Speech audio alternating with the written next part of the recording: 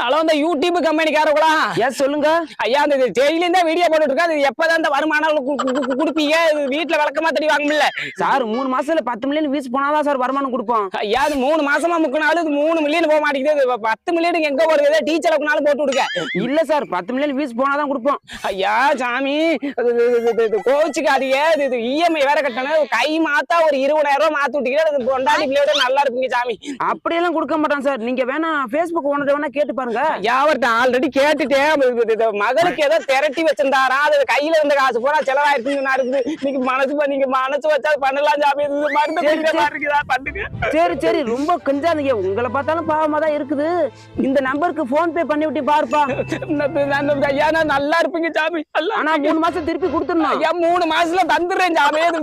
3 மாசங்கிறது கொஞ்சம் லேட்டாகி ஒரு 3 வருஷம் நாளாவது பெருசா எடுத்துக்காதீங்க. எது என்னது ஐயா, ஒண்ணு கேள்வி